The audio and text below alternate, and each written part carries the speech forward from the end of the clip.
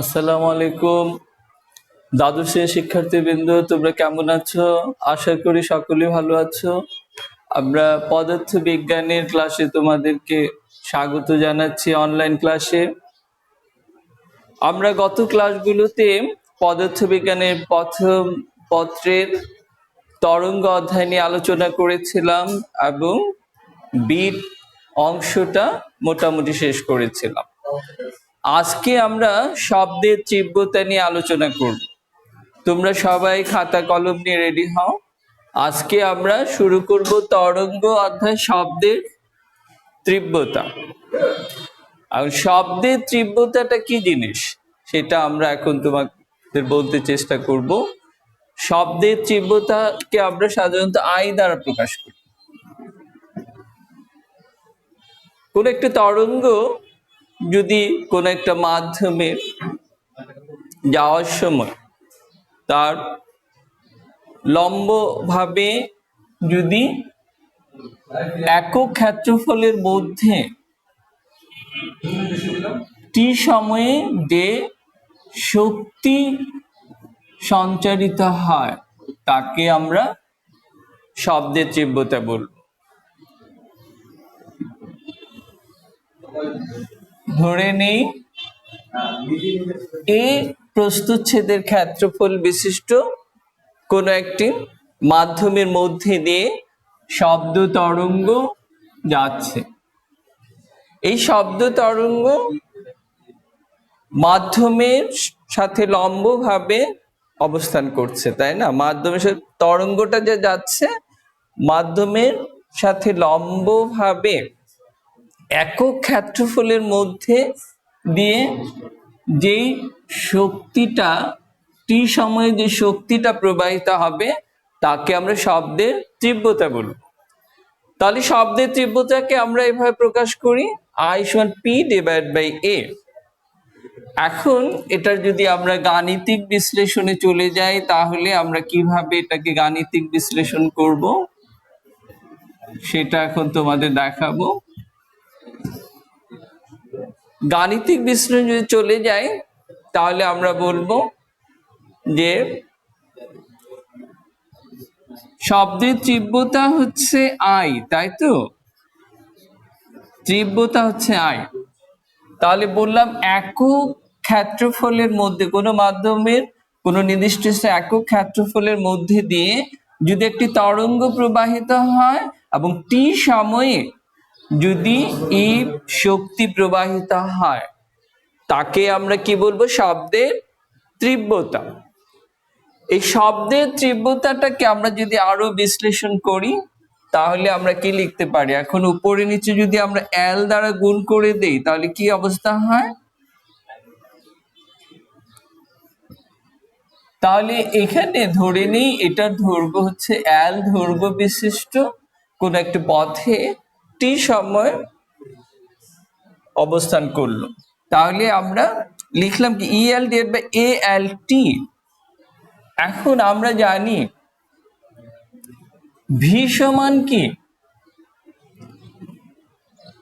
S সমান ভিটি যদি হয় তাহলে ভি সমান কি এস বাই টি। এই ক্ষেত্রে আমরা কি বলেছি? দূরত্বটাকে বলেছি এল, তাহলে এল বাই টি বলবো।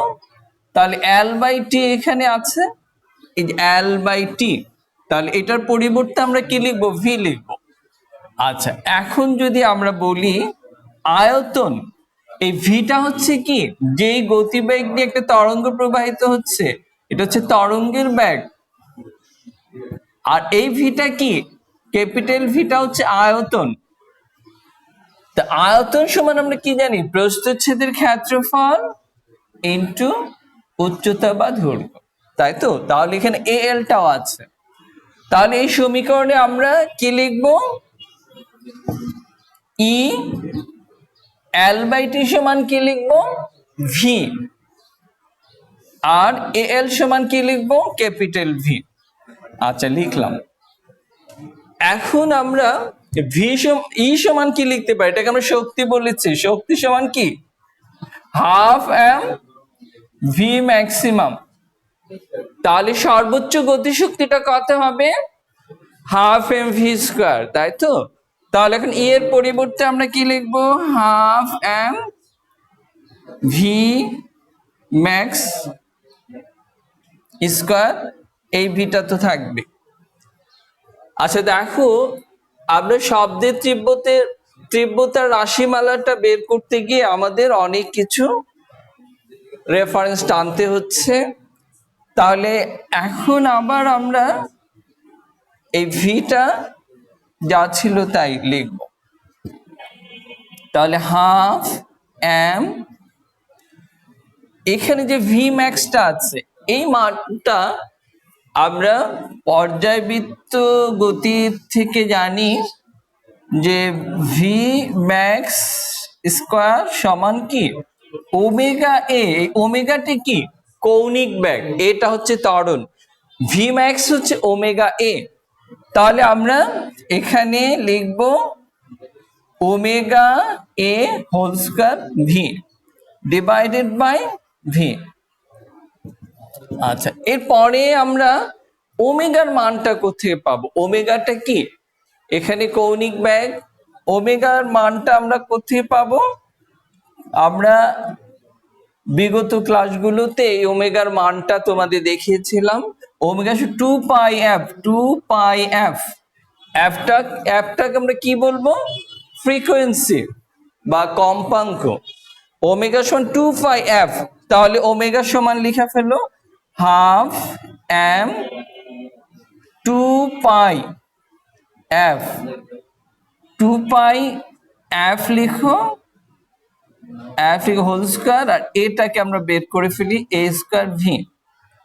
নিচে একটা কি থাকবে? ভি। এই ভিটা হচ্ছে আয়তন, এটা হচ্ছে তরঙ্গের বেগ। আচ্ছা, এরপরে আমরা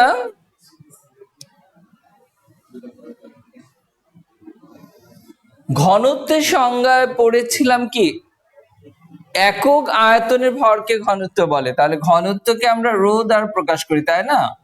ঘনত্ব কি দ্বারা প্রকাশ করা হয়? রো দ্বারা। তাহলে ঘনত্বের সংজ্ঞাটা কি একক আয়তনের ভর। তাহলে রো সমান কি লিখবো? M by V. তাহলে দেখো এখানে এম বাই ভি আছে, তাহলে এটার পরিবর্তে আমরা কি লিখতে পারি? রো। রোটা হচ্ছে ঘনত্ব। তাহলে এখন আমরা লিখবো হাফ রো, এই এম বাই ভির পরিবর্তে লিখবো রো 2 পাই। তাহলে এটা স্কোয়ার আছে, তাহলে 4 পাই square F square A square small V. তাহলে এখন এই 2 দিয়ে কাটলে কত থাকে? 2। তাহলে এখন মূল সমীকরণটা কি দাঁড়ালো? অর্থাৎ তীব্রতা আই সমান 2 pi square rho F square A square V. প্রায় 6টা অংশ এখানে আছে, তাই না? তাহলে এখন আমরা শব্দের তীব্রতার যে রাশিমালাটা সেটা পেয়ে গেলাম, তাই তো? তাহলে এই রাশিমালাটা তোমাদের মনে রাখতে হবে। আমরা এখনই এই রাশিমালা দিয়ে কিছু গাণিতিক সমস্যা করব, তখন আমাদের এটা কাজে লাগবে। তাহলে আমরা শব্দের তীব্রতার গাণিতিক রাশিমালাটা পেয়ে গেলাম, তাই তো? এটা ভালো করে মুখস্থ করে ফেলো। কি হলো? আই সমান 2 pi square rho F square A square V. মনে থাকবে তো? তাহলে আমরা এখন এই শব্দের তীব্রতাটা বোঝার জন্য আমাদের শব্দের তীব্রতা লেভেল বের করতে হয়। শব্দের তীব্রতা লেভেল, তীব্রতা লেভেল, শব্দের তীব্রতাটাকে বোঝার জন্য কি প্রয়োজন হয়? তীব্রতা লেভেল বের করতে হয়। এই তীব্রতা লেভেলটা আমাদের একটা সমীকরণ দ্বারা প্রকাশ করতে হয়, এটাকে বিটা দ্বারা প্রকাশ করা হয়। বিটা সমান লগ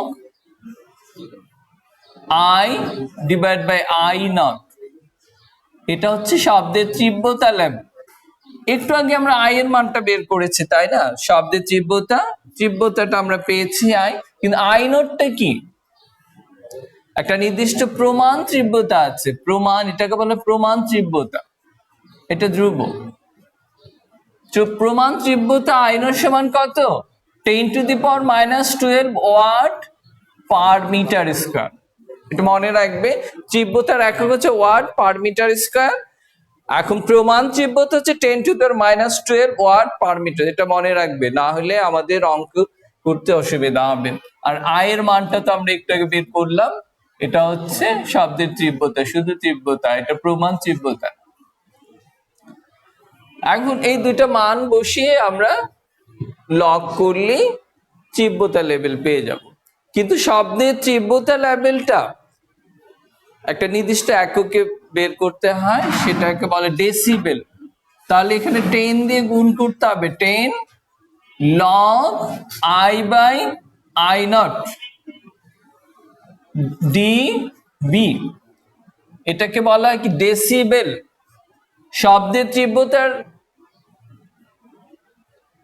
লেভেলের এককটা হচ্ছে কি বেল, কিন্তু এটাকে আমরা 10 দিয়ে গুণ করে দিই, তাহলে এটা হয়ে যাবে ডেসিবেল। তাহলে শব্দের তীব্রতা লেভেলটা আমরা বিটা দ্বারা প্রকাশ করব এবং এই সূত্র দ্বারা আমরা অঙ্ক করব। বিটা সমান 10 log I by I nought decibel. তাহলে এখন চলে আসো আমরা কিছু গাণিতিক সমস্যা দেখি। আচ্ছা, একটু আগে যে আমরা সূত্রটা লিখেছিলাম, সেই সূত্রটা তো আমাদের মনে রাখতে হবে। আই সমান কি বের করেছিলাম, 2π², আর কি ছিল, রো f² v² তাই না, এই সূত্রটা ছিল না, এটা আমাদের মনে রাখতে হবে, জন্য এটাকে এখানে লিখে রাখলাম। আচ্ছা, এখন আমরা একটা গাণিতিক সমস্যা, প্রবলেম 1। ধরে নেই কোন একটা ক্লাসের মধ্যে ছেলেমেয়েরা একটু কথা বলছে, এর মধ্যে কিছু শব্দ দূষণ হচ্ছে, শব্দের তীব্রতা বেড়ে যাচ্ছে। তাহলে ধরে নেই কোন একটা ক্লাসে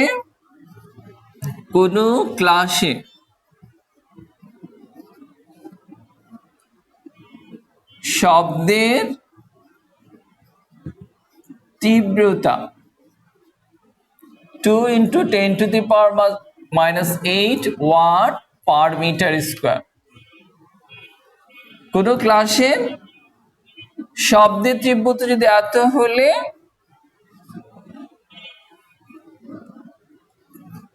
তীব্রতা লেভেল ডেসিবেলে প্রকাশ কর।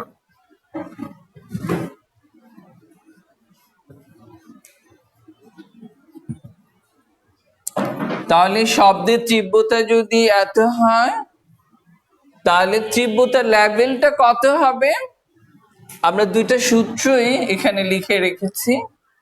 শব্দের তীব্রতার সূত্র আছে, তীব্রতা লেভেলের সূত্রটাও আছে।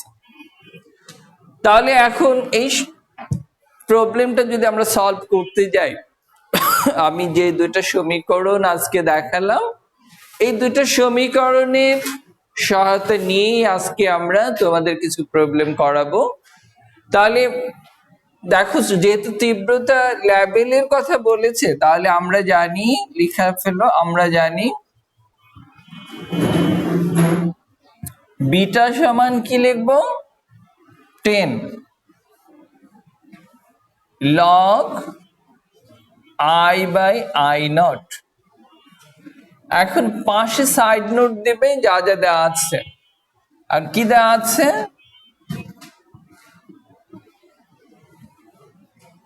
শব্দের তীব্রতাকে আমরা কি দ্বারা প্রকাশ করি? আই দ্বারা। তাহলে এখানে লিখা নিবা তোমরা, শব্দের তীব্রতা আই হচ্ছে, তাহলে শব্দের তীব্রতাটা লিখা নেবা। পরীক্ষার সময় না লিখলে স্যাররা অনেক সময় নাম্বার কম দিতে চেষ্টা করে।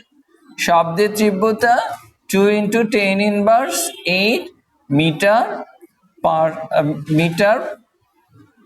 পার মিটার, সরি,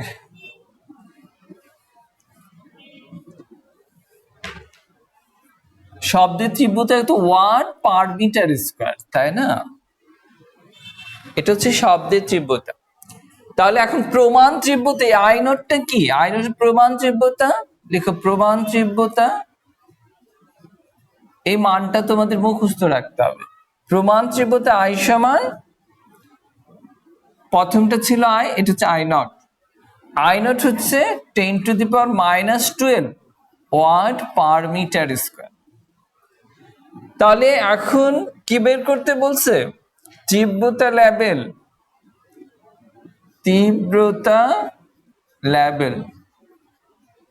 বিটা সমান প্রশ্নবোধক চিহ্ন দিয়ে রাখো। তাহলে আমরা এখন যা যা সাইড নোটে লেখা দরকার লিখলাম। এখন সূত্রের মধ্যে মানটা বসালেই আমাদের মানটা চলে আসবে।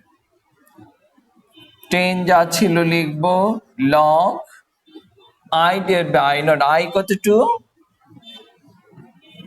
10⁻⁸, 10⁻⁻12।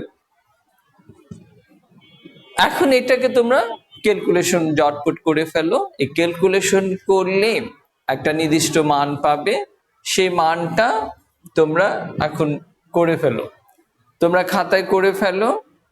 তাহলে তোমাদের প্র্যাকটিস হয়ে যাবে যে এটাকে এত দিয়ে ভাগ করলে কত হয়, এবং এরপর লগ করতে হবে, লগকে 10 দিয়ে গুণ করবে, যে মানটা হবে সেই মানটা এত ডেসিবেল। তাহলে ডেসিবেল এত হবে, তুমি মনে রাখবে। আর শব্দের তীব্রতা লেভেলের একটা নির্দিষ্ট মাত্রা আছে, এই মাত্রার বেশি হলে আমরা শুনতে পাবো না। তাহলে আমাদের শোনার জন্য একটা নির্দিষ্ট মাত্রা আছে, সেটা হচ্ছে 120। সর্বোচ্চ আমরা কত শুনতে পারি? সর্বোচ্চ 120 ডেসিবেল পর্যন্ত আমরা শব্দের যে তীব্রতা লেভেল, এই তীব্রতা লেভেলের সর্বোচ্চ লেভেল হচ্ছে 120। এর মধ্যে হলে আমরা শব্দ শুনবো, না হলে আমাদের অনুভূতিতে আসবে না। আচ্ছা, তাহলে এটা গেল। এখন আমরা দ্বিতীয় নম্বর প্রবলেমে চলে যাই।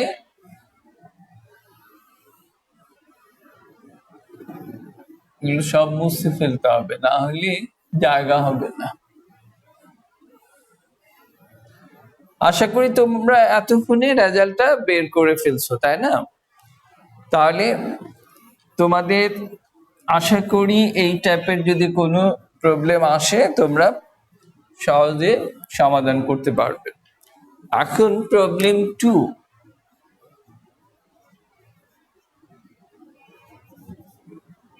দেখো 2 নম্বর যে প্রবলেমটা তোমাদের বলবো সেটা হচ্ছে একটি অগ্রগামী তরঙ্গ। লিখতে থাকো, খাতায় লিখো। একটি অগ্রগামী তরঙ্গের সমীকরণ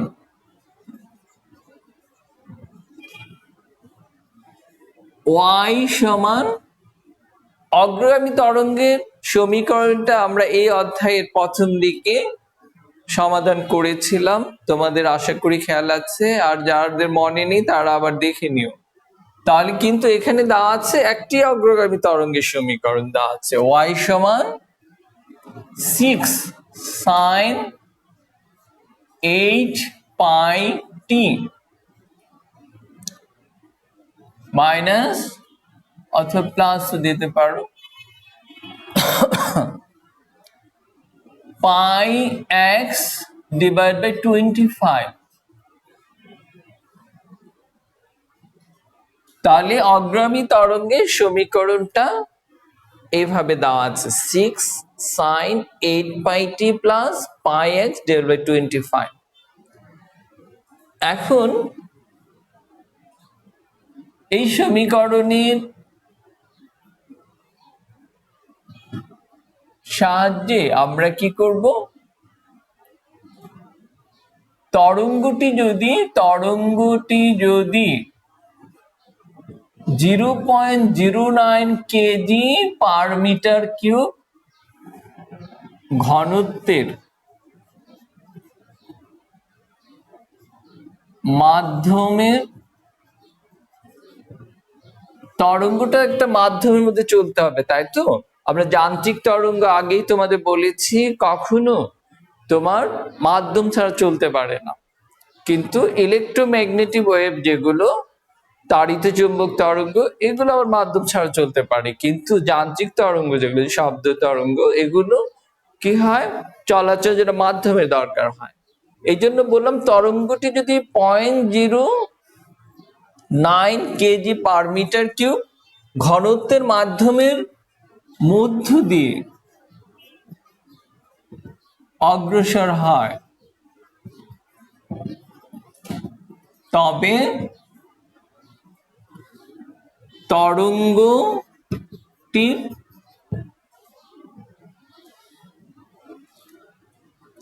তরঙ্গটির এক বা ক এবং খ দুইটা প্রশ্ন করব,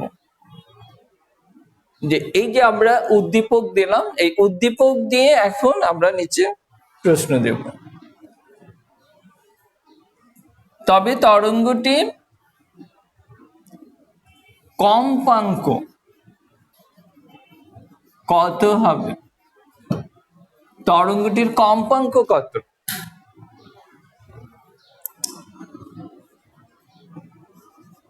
তরঙ্গটি শ্রাব্য কিনা,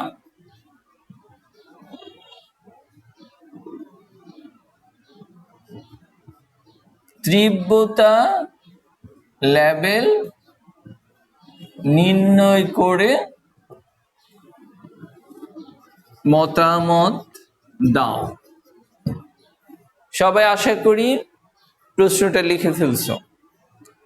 তাহলে এখন দেখো, আমরা প্রথমে এই সমীকরণ থেকে কম্পাঙ্ক বের করব, এরপরে বলছে তীব্রতা লেভেলটা বের করে মতামত দিতে হবে। আমরা একটু আগে বলেছিলাম তীব্রতা লেভেল 120 সর্বোচ্চ, এর বেশি হলে আমরা সেই শব্দটা শুনবো না।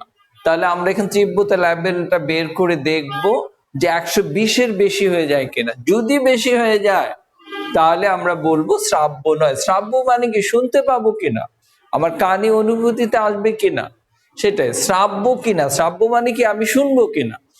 তাহলে এখন আমরা ক নম্বরে চলে যাই, ক এর উত্তরে।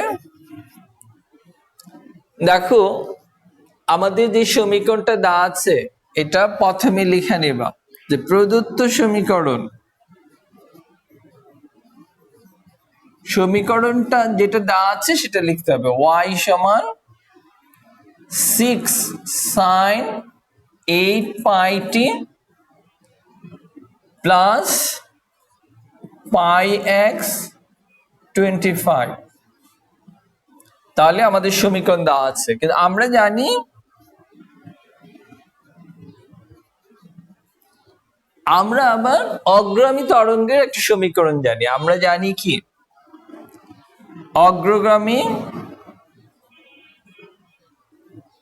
তরঙ্গের সমীকরণ y সমান কি জানি বলতো?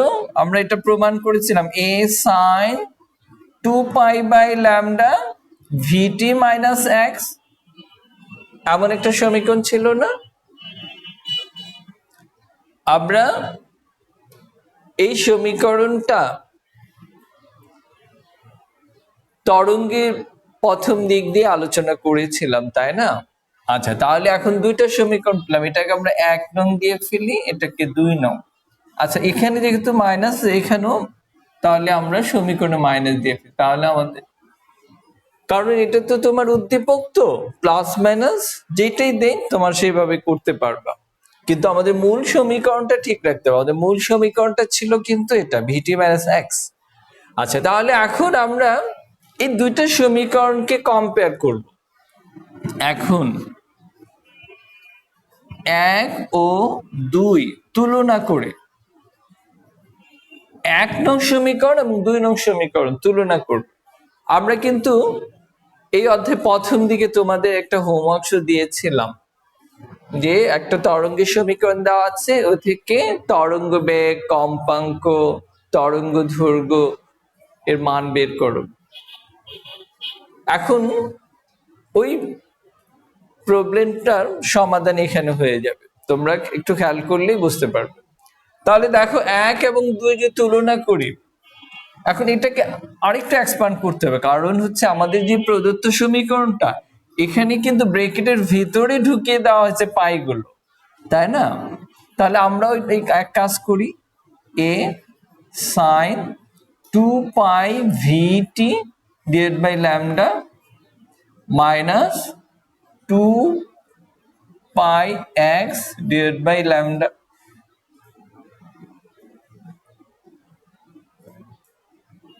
তাহলে আমরা 2 নং সমীকরণ তাহলে এটাকে না দিয়ে এটাকে দিয়ে ফেলি। হ্যাঁ, তাহলে এটাকে আমরা আরেকটু এক্সপ্যান্ড করে এ পর্যন্ত লিখলাম, আমরা ব্র্যাকেটের ভিতরে এটা ঢুকিয়ে দিলাম।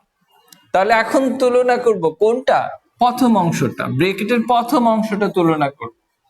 তাহলে এখানে কি আছে, 2 পাই টি, 2 পাই ভি ডিভাইডেড বাই ল্যামডা। তাহলে টিটা বাদ দিয়ে আমরা কি লিখতে পারি, 2 পাই ভি ডিভাইডেড বাই ল্যামডা সমান কি 8 পাই, তাই তো? তাহলে এখন আমরা উভয় পক্ষেতে কিছু যদি কাটাকাটি করা যায়, তাহলে কি লিখবো, এই 2 পাই পাই ক্যান্সেল হয়ে যাবে, তাই না? তাহলে ল্যামডা সমান কি দাঁড়ায়,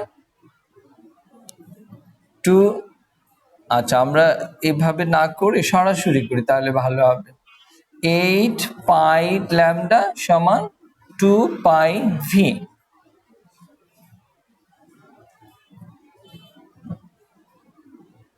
তাহলে এখন যদি আমরা উভয় পাই ক্যান্সেল করে দিই, তাহলে কি দাঁড়ায়, ল্যামডা 2 পাই ভি বাই 8 পাই, এই পাই পাই ক্যান্সেল হয়ে যাবে, তাই তো?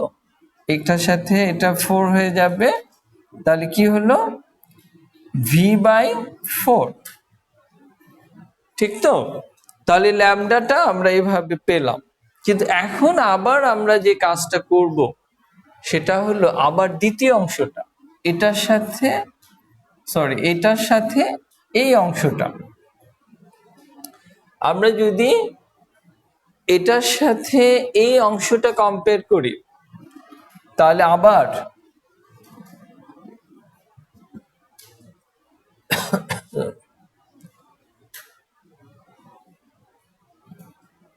এখন দাঁড়াচ্ছে কি,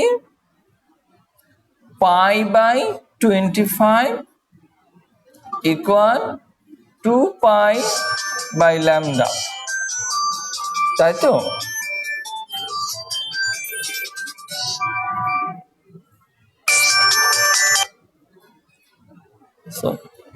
হ্যালো, আসসালামু আলাইকুম।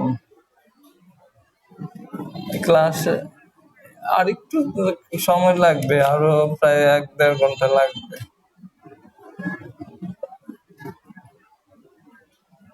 তাহলে যে টাকা পয়সা যে আপনি দিয়ে দেন, আমি এসে বুঝে বা ব্যবস্থা, এখন বুঝে শুনে আপনি একটু করেন তাহলে তো। আচ্ছা, আমি আসে দিন, ঠিক আছে, আসসালামু আলাইকুম।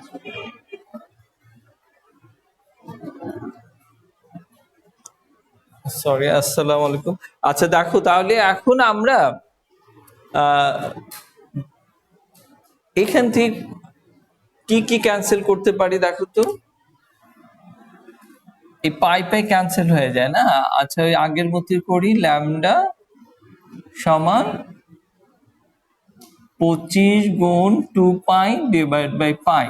পাই পাই ক্যান্সেল হয়ে যাবে, তাহলে কত হলো এখানে? ল্যামডা মান 50 এত মিটার। তাহলে কত হলো? ল্যামডার মানটা আমরা পেয়ে গেলাম 50 মিটার।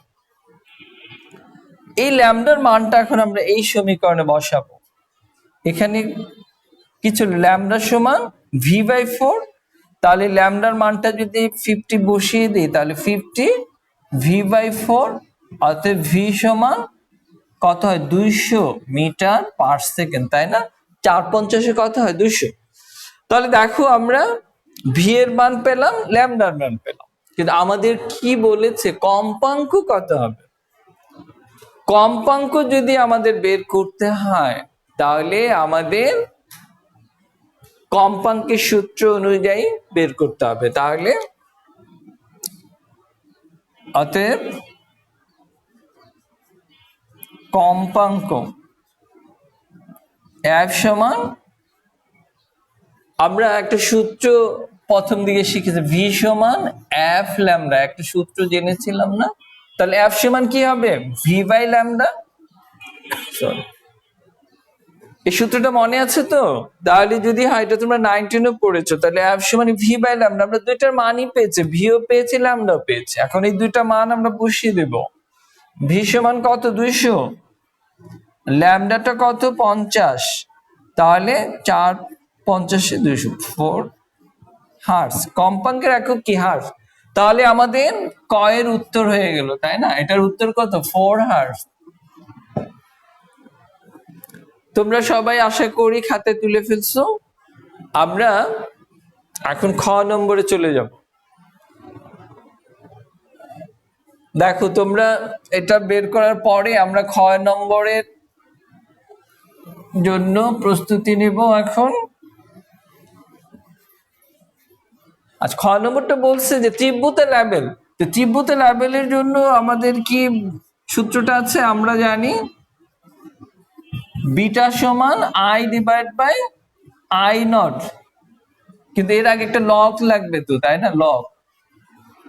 তাহলে বিটা সমান লগ এত। তাহলে আই এর মানটা যদি আমরা বের করতে পারি, আই নটের মান তো জানাই আছে 10⁻12 ওয়াট পার মিটার স্কয়ার। এখন আই এর মানটা বের করতে, একটু আগে আমরা এই সূত্রটা বের করে রেখেছি, তাই না? এখন এই সূত্র দিয়ে আমরা এই মানটা বের করবো। আই সমান 2 pi square rho F square V A square. দেখো, প্রত্যেকটা মান আমাদের জানা আছে। এই যে 2 পাই স্কয়ার মান কত? 9.87। রো এর মান কত? 0.09। এটাকে বর্গ করতে হবে। সরি, এটা বর্গ না, বর্গ হচ্ছে ফ্রিকোয়েন্সির ক্ষেত্রে। ফ্রিকোয়েন্সি কত পেয়েছি আমরা? কম্পাঙ্ক 4, এটাকে বর্গ করতে হবে। ভি, শব্দের ব্যাগ কত পেয়েছিলাম? শব্দের যে ব্যাগটা, ভি এর মান কত ছিল আমাদের? সেই ব্যাগের মানটা এখানে আমরা বসাবো। কত ছিল? 200 ছিল না? আচ্ছা, আর এই যে এটা কি? এটা হচ্ছে বিস্তার। এই দেখো, সমীকরণে প্রথমে যে মানটা দেওয়া আছে, এটা হচ্ছে বিস্তার, এটা হচ্ছে 6 × 6। তাহলে এটাকে তোমরা ক্যালকুলেশন করবে। তোমরা ক্যালকুলেশন করে একটা নির্দিষ্ট মান পাবে। এই মানটা যদি আমরা এখানে বসিয়ে দিই, ধরে নিলাম এখানে একটা মান বসালাম, আর এখানে 10⁻⁻12, এটা ক্যালকুলেশন করলে যদি 120 এর বেশি হয়, সম্ভবত আমার যতদূর মনে হচ্ছে এটা 120 এর বেশি হবে। ধরে নাও 157 হলো, এত ডেসিবেল হলো। এটা কি গ্রেটার দেন 120 ডেসিবেল, তাই তো? এই মানটা কার চেয়ে বেশি? 120 এর চেয়ে বেশি না? তাহলে আমরা উত্তরে লিখবো তরঙ্গটি শ্রাব্য নয়। তরঙ্গটি শ্রাব্য নয় তার মানে কি, তরঙ্গটা আমরা শুনতে পাবো না। তাহলে এভাবে তোমরা বাকি অঙ্কগুলো উদাহরণ দেখে দেখে করে ফেলবে এই সূত্রের সাহায্যে। তোমরা ভালোভাবে বাসায় চর্চা করবে যে আলোচনা হলো, এবং আগামী ক্লাসের তোমাদের আমন্ত্রণ জানিয়ে তোমাদের সুস্থ সুন্দর জীবন কামনা করে আজকের মতো আমরা এখানে ক্লাসটা সমাপ্ত করছি। আল্লাহ হাফেজ, ভালো থেকো।